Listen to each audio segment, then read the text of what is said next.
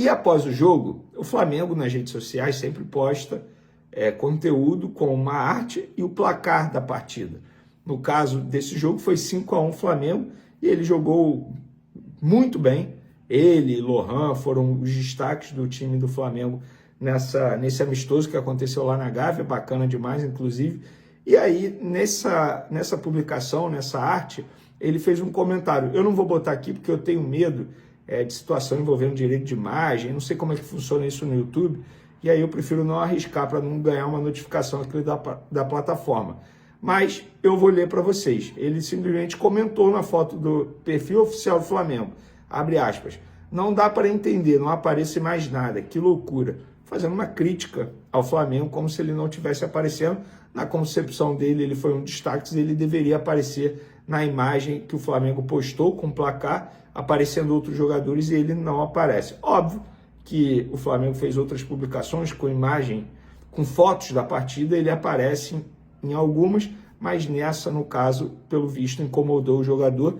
Lembrando que esse jogador ele precisa ter mais minutagem, já falei sobre isso, não vou ficar aqui repetindo, mas é um jogador que pede passagem. Felipe Luiz diz que ele treina bem. Felipe Luiz diz que é um garoto que é destemido. Ele usou essa palavra em outros momentos aí. Vai para cima, tem personalidade. O que falta? Tem potencial, ele já mostrou isso. O garoto seria vendido ao Cruzeiro, ficou sabendo durante o intervalo de um jogo que não ia mais. Então, pessoal, enfim, eu acho que ele precisa de mais oportunidade. A imprensa italiana está cravando que o Flamengo vendeu o Wesley por 25 mais 5 milhões em bônus, que o Flamengo já aceitou. Quando saiu essa notícia, eu fui apurar no Flamengo, ouvi algumas pessoas da diretoria e também mandei mensagem para o BAP, que é o presidente do Flamengo, que é quem define. Inclusive, ele vetou a contratação do Mickey Johnston, ele vetou a ida do Matheus Gonçalves para o Cruzeiro e ele vetou a ida do Vitor Hugo para o Famalicão. No fim das contas, é ele que decide. O que eu apurei foi o seguinte: quem ligou para o José Boto foi o Massara, que é o dirigente da Roma. Ligou e falou o seguinte: vem cá, 25 mais 5, o que vocês acham? O Boto falou, parece ser boa a proposta, mas e aí, bota no papel. Até a gravação desse vídeo, eu estou gravando esse vídeo 10 horas e 1 minuto da noite de sexta, dia 18 de julho. Até a gravação desse vídeo, o documento da Roma não chegou ao Flamengo. Ou seja, é tudo de boca. E aí eu procurei o presidente BAP. BAP, mandei mensagem, vou até botar aqui.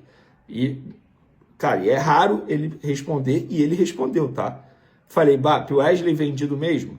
Chegou essa proposta de 25 milhões de euros mais bônus? Nada. Nunca é exatamente como sai por vocês da imprensa, no caso. Chegou proposta, mas não é como divulgada. Provavelmente ele está se referindo à última proposta que nós noticiamos, de 20 mais 2. O não foi para venda. Então, aí eu mandei uma mensagem para ele, ó. Me falaram que o Massara ligou para o Boto. Ele falou, qualquer ligação para esclarecimento é tratado como negociação. E não é. Então, assim, o BAP nega. O BAP é o presidente do Flamengo, gente. Ah, mas está todo mundo dizendo que ele foi vendido. Cara, assim, eu escutei o BAP. O BAP é o presidente do Flamengo. Se ele estiver mentindo para mim, beleza. Está mentindo para mim. Eu acho que não está. O BAP não é de mentir. E outra, se fosse verdade a venda, ele nem responderia. Conhecendo o BAP, assim, eu não trabalho com o BAP, mas acompanho o trabalho do BAP há muito tempo. Há muito tempo. Se fosse verdade a venda, eu duvido que ele iria responder. Como não é verdade, assim, da forma que ele está dizendo, até a gravação desse vídeo, eu prefiro confiar nele e, por hora, o Wesley continua à disposição para o Fla-Flu.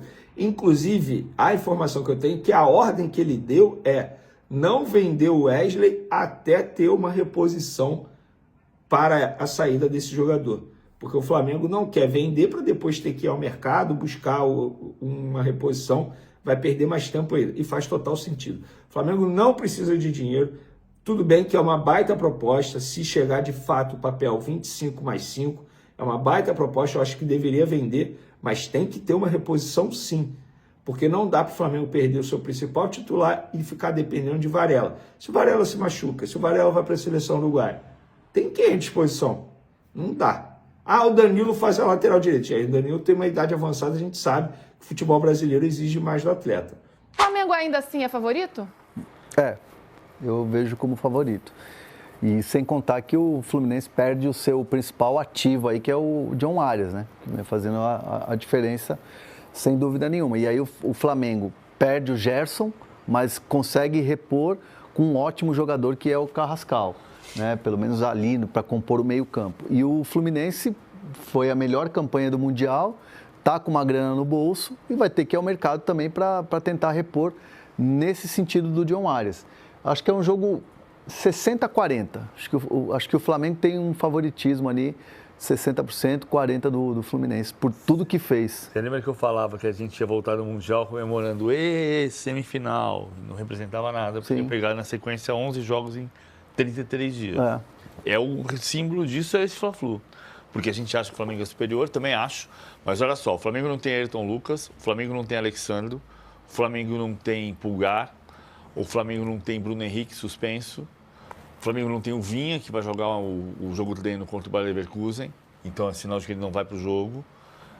Vai ser o Varela na lateral esquerda, tem uma formação difícil de montar. Complicado, né? Mas acho que o Flamengo está disputando o título e o Fluminense, neste momento, não está. E, por outro lado, o Fluminense não tem John Arias, né? O John Arias se despediu ontem. E essa é uma dor de cabeça tremenda para o Renato, como é que ele vai marcar, como é que ele vai montar esse time. Porque o Arias faz toda a diferença, né? Ele é o criativo, o cérebro do Fluminense. O que ele pode fazer, PVC? É Canóbio, Hércules? Soteldo. Como é que ele... Soteldo? Temos uma perda, né, E que possa fazer essa função, né? E eu acho que o Fluminense tem grana agora, né?